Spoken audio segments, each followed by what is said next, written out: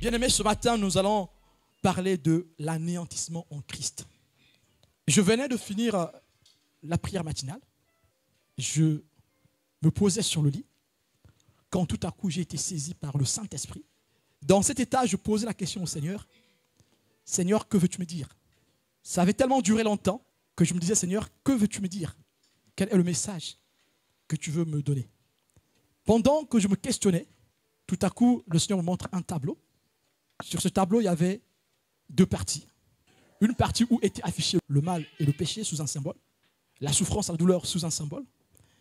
Et d'un autre côté, il y avait la gloire de Dieu. Cette gloire qui est présente, mais aussi future. Alors le Seigneur disait, ce n'est que par l'anéantissement qu'on peut accéder à ceci, c'est-à-dire la gloire. Ce n'est que par l'anéantissement qu'on peut accéder à la gloire. Alors quand je suis sorti de cet état extatique, j'ai commencé à me poser des questions. Le Seigneur nous dit encore ce matin que ce n'est que par l'anéantissement que nous pouvons accéder à la gloire de Dieu. Alors nous allons définir ce que c'est l'anéantissement ensemble. L'anéantissement, bien-aimé, est la destruction violente.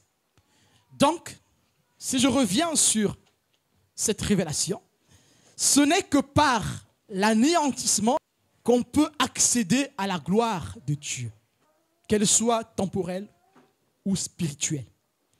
Ce n'est que par une destruction violente qu'on peut accéder à la gloire de Dieu.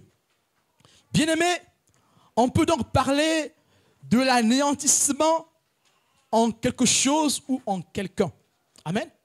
Si nous voulons relire les images que Dieu donne, une partie où on met le mal, le péché, la douleur, la souffrance, une autre où on met la gloire de Dieu, alléluia. Alors, on peut parler de l'anéantissement en ce qui concerne le péché pour accéder à la gloire de Dieu. On peut parler de l'anéantissement devant la douleur pour rentrer dans la gloire de Dieu. Amen. On peut parler de l'anéantissement devant la souffrance pour rentrer dans la gloire de Dieu. Puisque l'anéantissement peut être devant quelque chose, en quelque chose, ou en quelqu'un, ou devant quelqu'un. Amen. Alors, bien-aimés, cette révélation nous invite tous ce matin d'accepter l'anéantissement en ce qui concerne le mal, l'anéantissement en ce qui concerne le péché, l'anéantissement en ce qui concerne la souffrance, l'anéantissement en ce qui concerne l'humiliation, afin d'accéder aux faveurs de Dieu. Alors, si tu pries tous les jours pour un sujet bien particulier, sache-le, bien-aimé, le Seigneur réitère encore, il faut que tous nous rentrions dans l'anéantissement total. Il faut que tous nous rentrions, bien-aimés, dans la destruction violente en ce qui concerne le mal, en ce qui concerne la souffrance. Amen. On peut donc, bien aimé, parler aussi de l'anéantissement en Dieu. Celui qui s'anéantit par rapport au péché, par rapport au mal, par rapport à la douleur, s'anéantit en Dieu. On peut donc parler de l'anéantissement en Dieu ou de l'anéantissement devant Dieu. Celui qui fait mourir sa chair s'anéantit en Christ. On peut donc parler de l'anéantissement en Christ ou de l'anéantissement devant Jésus-Christ. Bien-aimé, l'anéantissement ici fait assonance à l'humiliation extrême. Amen. Et nous allons voir l'exemple de Jésus qui a accepté l'humiliation extrême pour l'amour qu'il a pour son Père, pour l'amour qu'il a pour nous. Bien-aimés, nous avons entendu parler de l'abnégation, du lâcher-prise. Mais le Seigneur veut nous emmener d'un cran un peu plus haut. Dépassons l'étape de l'abnégation, il nous fait rentrer dans l'abnégation absolue. L'anéantissement en Dieu bien-aimé est égal à l'abnégation absolue en Dieu, devant Dieu, pour Dieu. L'abnégation absolue devant Dieu ici nous fait rentrer dans l'effacement total. Si tu étais effacé, tu allais danser pour Dieu. Nous sommes encore fiers, bien-aimés, parce que nous ne voulons pas vivre l'effacement de Dieu. L'anéantissement, bien-aimé, ici, devant Dieu ou en Dieu, nous entraîne dans l'éteignement. Nous devons nous éteindre. Dieu nous appelle aujourd'hui de nous éteindre. Nous devons travailler nos traits, de caractère qui ne glorifient pas Dieu. Nos comportements qui n'honorent pas le Seigneur. Nos irritations, nos colères, nos orgueils. Notre incrédulité, notre douleur, notre doute. Bien-aimé. Notre suffisance. Nos philosophies, bien-aimées. Notre connaissance qui ne glorifie pas Dieu. Nos résistances. Notre fierté. La fierté de l'homme. De la femme. Notre rébellion aussi, bien-aimé. Le Seigneur nous appelle de nous anéantir en ce qui concerne le péché. D'accepter la destruction totale, la destruction violente de nos membres qui nous empêchent de voir le Seigneur. L'effacement total, qui est effacé pour Dieu, qui est éteint pour Dieu, qui est anéanti pour le Seigneur, qui accepte d'anéantir sa résistance pour Dieu, qui accepte d'anéantir sa religiosité pour Dieu, qui accepte d'anéantir son orgueil pour Dieu, de faire mourir ses membres pour le Seigneur. Bien-aimés, en ce qui concerne l'anéantissement, bien-aimés, nous avons l'exemple parfait d'anéantissement. Nous avons l'anéantissement du Verbe incarné. Nous avons l'anéantissement du Logos de Dieu.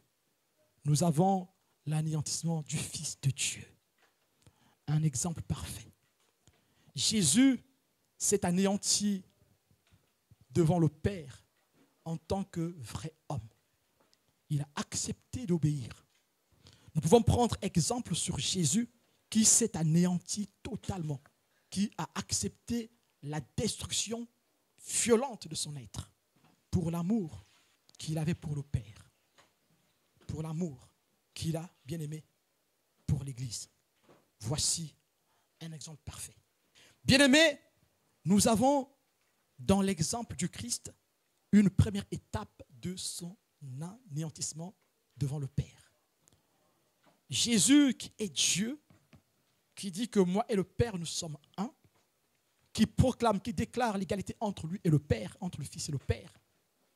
Tout ce qui est au Père est à moi, tout ce qui est à moi est au Père, va accepter, bien-aimé, de s'anéantir totalement, de détruire son être de façon violente pour son Père et pour nous. Nous avons ici, bien-aimé, un exemple parfait. Bien-aimé, la première étape de l'anéantissement de Jésus va commencer par sa naissance virginale. Jésus qui est Dieu, l'Emmanuel, bien-aimé, va accepter de venir du ventre d'un être humain, lui qui est Dieu. Voici la première étape de l'anéantissement de Jésus-Christ, notre Sauveur. En acceptant, bien-aimé, de venir dans ce monde en tant qu'un enfant, un bébé, Jésus-Christ accepte l'anéantissement en Dieu. Bien-aimé, lui qui est Dieu, qui a créé l'univers, il va voir le jour dans une crèche avec les animaux bien-aimés. Il ne verra pas le jour à l'hôpital Salpêtrière de Paris ou à l'hôpital américain de Paris. Mais c'est dans une crèche, bien-aimé, dans un enclos d'animaux que Jésus va voir le jour. Il accepte l'humiliation. Bien-aimé, nous voyons ici la première étape de l'anéantissement du Fils de Dieu qui conduit Jésus dans une humiliation extrême. Lui que l'univers ne peut contenir va accepter de naître dans un enclos d'animaux. Bien-aimé, cette première étape de l'anéantissement de Jésus va jusqu'à l'abaissement de Dieu. Dieu parmi les hommes. Dieu qui s'abaisse. Alors nous pouvons dire ce matin, bien-aimé, que l'anéantissement en Dieu nous emmène à l'abaissement total. Nos galons tombent, nos épaules, bien-aimés, se baissent devant le Seigneur. Notre regard se baisse. Nous avançons avec humilité devant le Seigneur. Pétris, bien-aimés, d'humilité, nous acceptons cet appel. Pétris d'amour, nous lâchons prise. Et Jésus-Christ, bien-aimé, a tout abandonné. Il a accepté de s'abaisser, même devant les anges. Il a accepté, dans la première étape de l'anéantissement devant Dieu, de prendre notre état, prendre l'enveloppe qui est semblable à la nôtre. Cette enveloppe vile, faible, impuissant, dépourvue de force. Voici la première étape de l'abaissement du Fils de l'homme. Voici la première étape de l'anéantissement du Fils de l'homme. Et Hébreu va le dire. Tu l'as abaissé pour un peu de temps au-dessus des anges. Tu l'as couronné de gloire et d'honneur.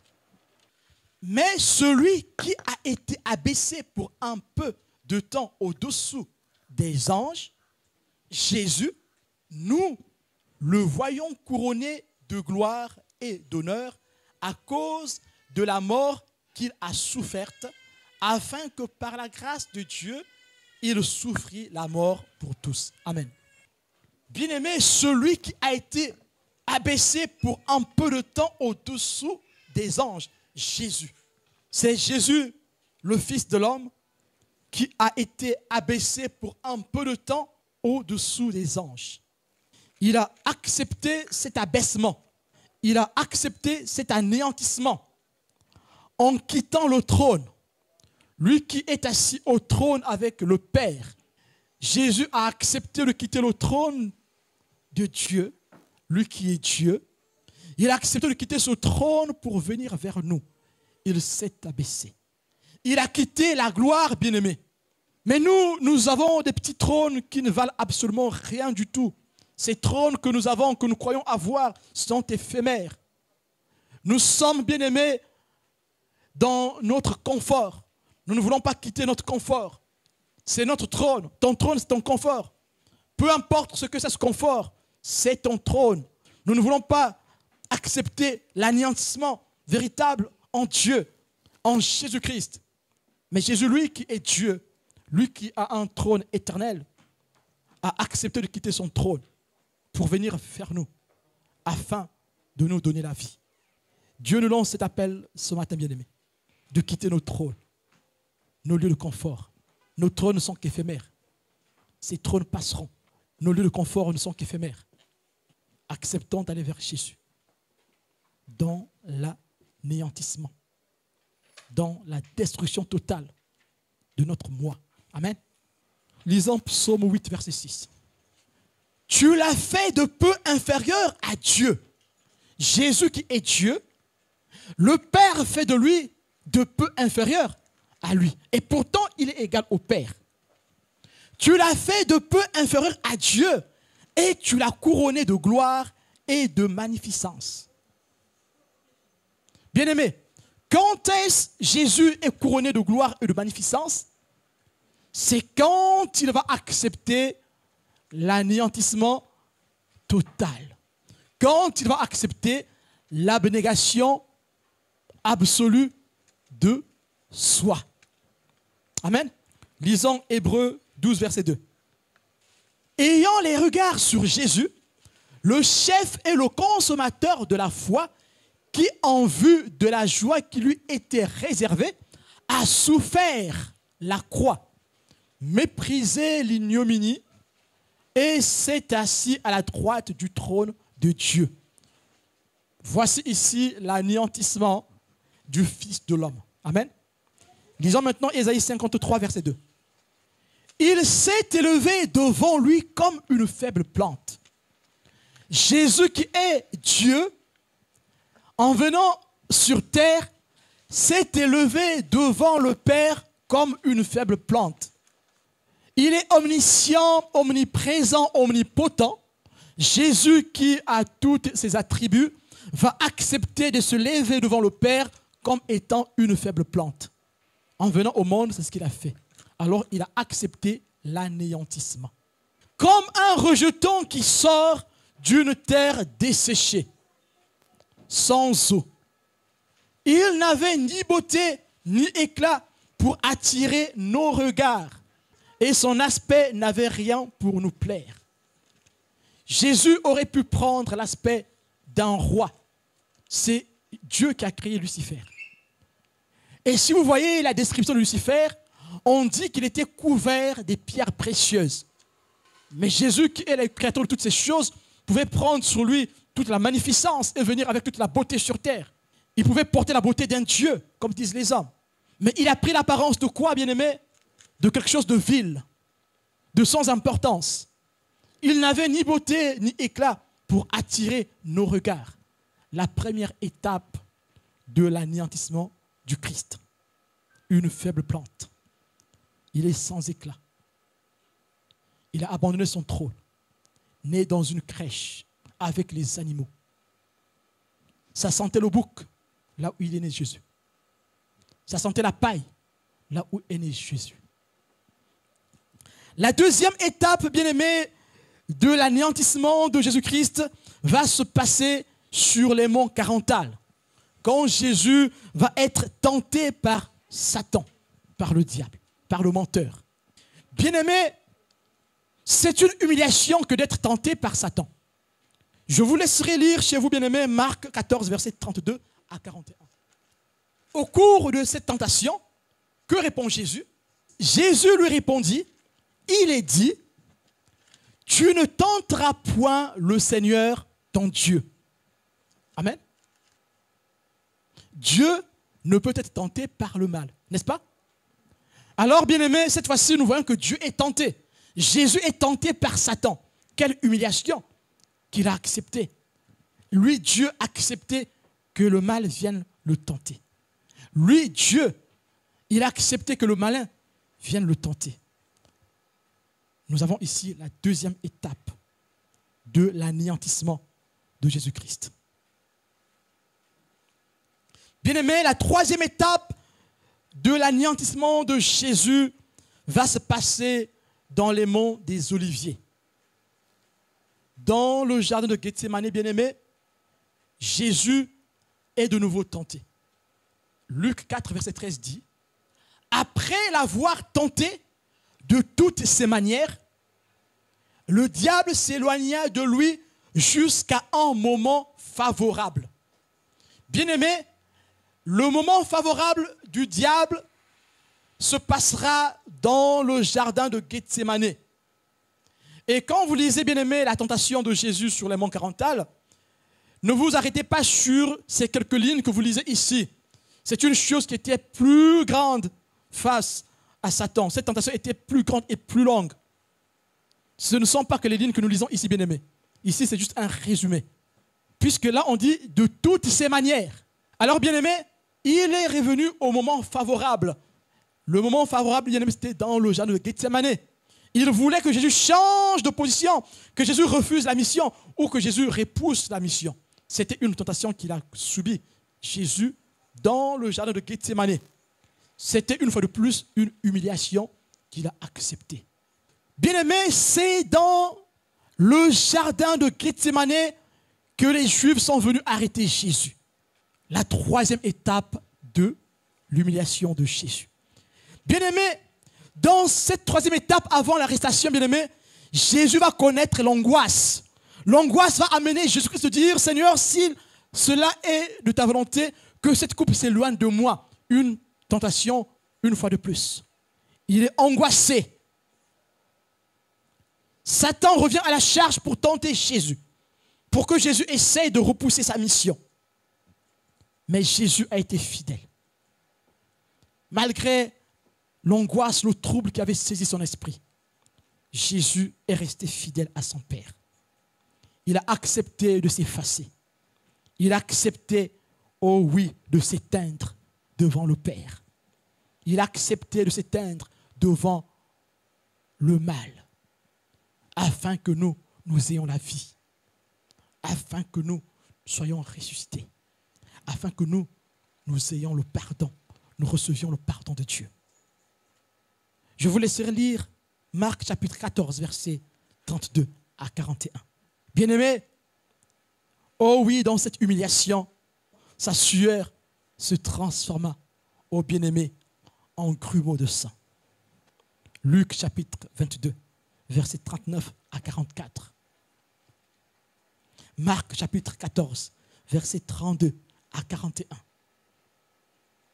Bien-aimés, dans cette troisième étape, bien-aimés, de l'anéantissement de Jésus-Christ, les Juifs vont venir l'arrêter. Mais qu'est-ce qui s'est passé ce jour-là, bien-aimés? Si vous relisez les textes, bien-aimés, que je viens de vous donner, vous allez voir, bien-aimés, que quand ces personnes se sont avancées devant Jésus, ils ont été frappés par une torpeur. Ils se sont arrêtés. Ces personnes n'avaient pas la force d'arriver là où se trouvait Jésus pour le saisir. C'est après la permission de Jésus qu'ils ont pu accéder au Maître. C'est après qu'il est accepté. Voilà pourquoi Jésus dira plus tard, je donne ma vie. Ce n'est pas comme on l'arrache, mais c'est moi qui accepte de la donner. La quatrième étape de l'humiliation extrême du Christ bien-aimé va se dérouler après cette arrestation. Les insultes qu'il va recevoir, le fouet qu'il va recevoir sur son corps, la couronne d'épines que Jésus va porter sur sa tête. Bien-aimé, la couronne d'épines, c'est comme une punition. Quand on vous fait porter cette couronne, bien-aimé, ces épines rentrent dans votre tête. Le sang coule, bien-aimé. Ces épines vous transpercent la tête. C'est une torture que vous vivez, puisque vous gardez la couronne sur vous. Imaginez un peu cette douleur qu'il ressent Jésus.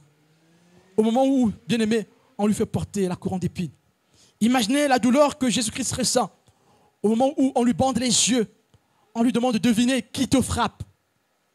Imaginez la douleur que Jésus peut ressentir quand on le fouette au dos. Pendant toute la durée de la souffrance, avant qu'il ne porte la croix. Il est ballotté, bien-aimé, de part et d'autre.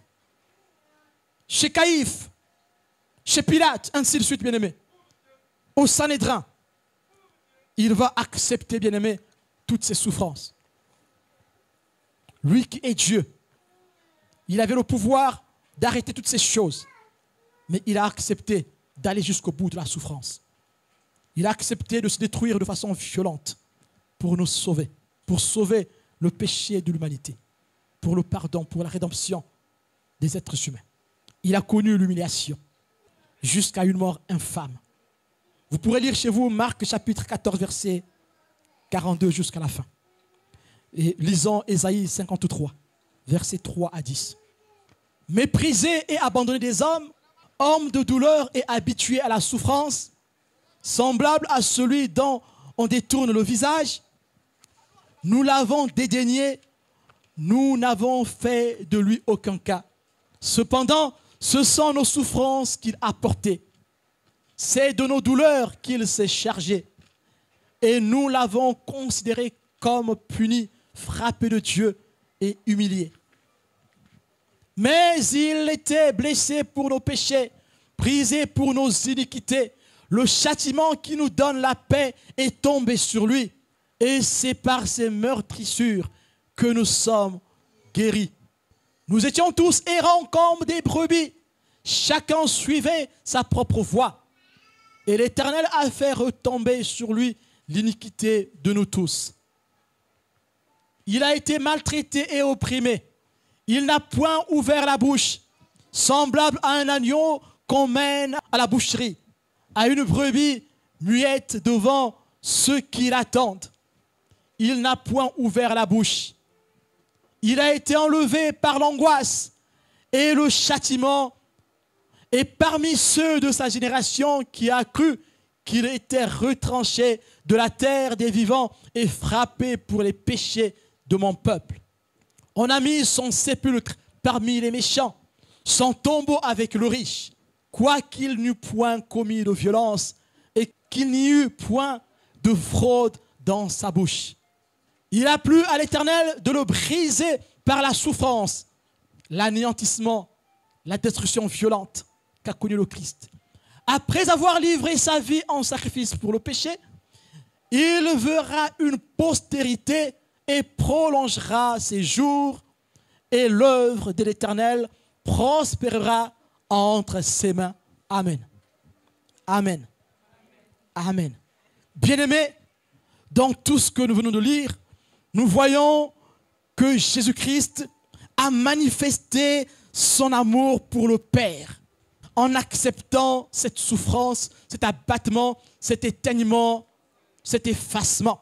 Jésus-Christ, oh bien-aimé, a manifesté l'amour bien-aimé pour nous et pour le Père par l'abnégation absolue de sa personne et par l'anéantissement de sa vie devant le Père, devant Dieu. Bien-aimé, ici, nous avons la véritable définition de l'amour. Et il y a un écrivain bien-aimé français au nom de Joseph-Aimé Péladan qui dit « Le véritable amour se manifeste uniquement par l'abnégation absolue de soi et par l'anéantissement dans l'objet aimé. » Et Jésus bien-aimé s'est anéanti pour le Père. Jésus s'est anéanti pour nous. Bien-aimé, celui qui a reçu l'amour véritable se lâche. Il lâche prise. Il s'abandonne à l'objet aimé. Son orgueil tombe. Il se livre totalement. Il livre toutes ses pensées à l'être aimé, à l'objet aimé. Il livre son orgueil à l'objet aimé. Alors il passe de la passion à l'amour. L'amour ne retient rien, bien-aimé. L'amour se livre. L'amour n'a plus de limites. L'amour fait tomber les limites, bien-aimé. Mais en quoi, bien-aimé, consiste notre abnégation absolue, toi et moi? En quoi, oh bien-aimé, nous devons nous anéantir? Dieu nous appelle à nous anéantir en lui, en Jésus-Christ. Et nous avons dans la Bible des exemples d'anéantissement des enfants de Dieu. Lisons Hébreux 12, verset 4. Vous n'avez pas encore résisté jusqu'au sang en luttant contre le péché. Ici, il s'agit de l'anéantissement de l'être devant le Seigneur. Mais bien aimé, nous, dans notre anéantissement, nous n'avons pas encore fait couler le sang. Qui a déjà fait couler son sang dans sa résistance contre le mal, contre le monde? Qui a déjà versé son sang? Personne parmi nous. Accepter l'anéantissement, c'est accepter de résister au mal. Accepter l'anéantissement, c'est accepter de souffrir pour Christ. Voici ici la définition de l'anéantissement dans lequel Dieu nous appelle tous ce matin. C'est accepter de faire tomber nos galons, nos épaules, notre orgueil, notre suffisance. C'est accepter de lâcher prise, mais totalement.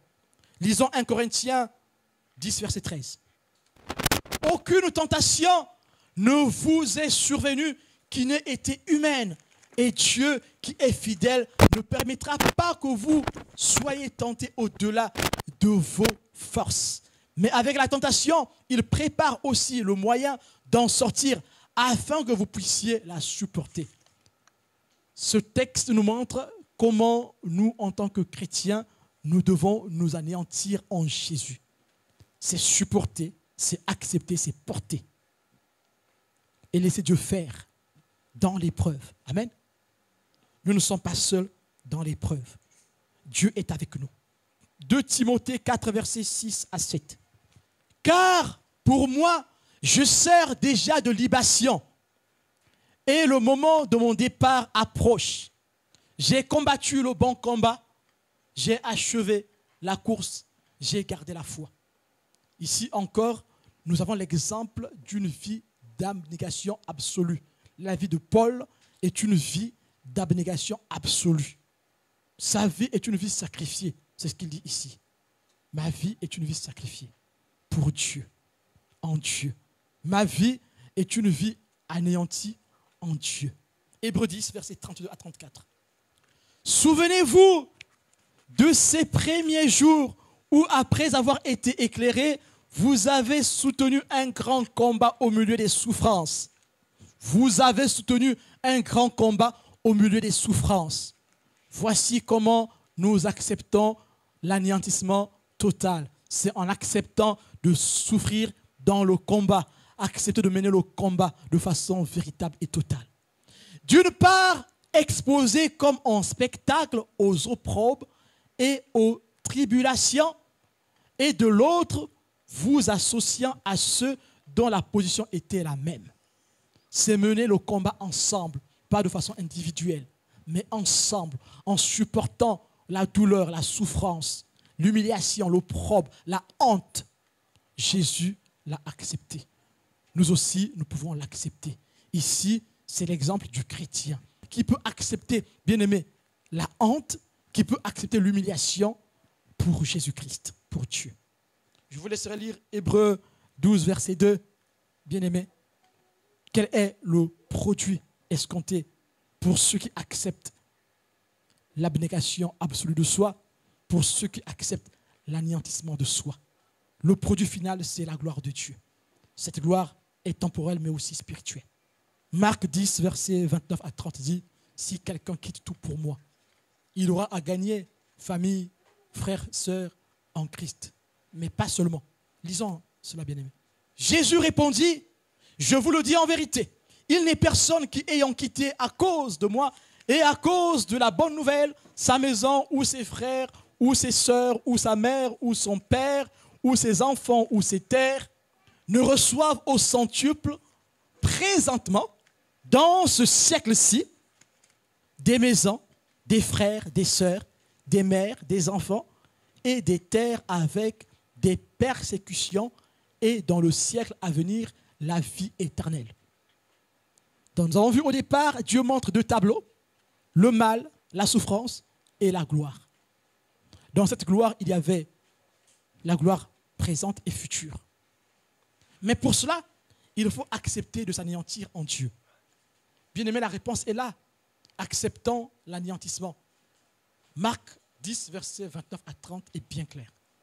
Nous recevons au centuple ce que nous avons perdu. D'abord sur terre et puis au ciel. Mais il faut d'abord chercher le royaume de Dieu, c'est le plus important. Le reste, Dieu fera. C'est une promesse qui ne ment pas. Lisons Apocalypse 3, verset 21. Je vous laisserai lire chez vous Apocalypse 6, verset 9 à 11 et Apocalypse 12, verset 11. Celui qui vaincra, je lui ferai asseoir avec moi sur mon trône, comme moi j'ai vaincu et me suis assis avec mon Père sur son trône. Nous voyons ici le cheminement. Jésus a accepté l'abnégation absolue. Jésus a accepté l'anéantissement en Dieu. Alors, il est assis avec le Père dans son trône. Nous aussi, si nous acceptons l'abnégation absolue, si nous acceptons l'anéantissement en Dieu, en Jésus-Christ, bien-aimé, nous nous asseyerons avec Jésus sur son trône qu'il a reçu du Père. Bien-aimé, les anges n'ont pas cette proximité avec Dieu. Nous, les humains, qui auront accès au royaume des cieux, nous aurons accès au trône. Nulle part, la Bible dit qu'il y a un ange qui est à côté du trône ou sur le trône. Nulle part. Il n'y a que ceux qui vont hériter du royaume de Dieu qui s'asserront à côté de Jésus. Amen. Nous bénissons le Seigneur pour ce message. Que Dieu dispose nos cœurs encore ce matin à le garder. Que ce message grandisse dans nos cœurs et dans nos vies. Que ce message produise du fruit. Amen. Et du fruit en abondance. Nous allons nous lever pour prier ensemble. Alléluia.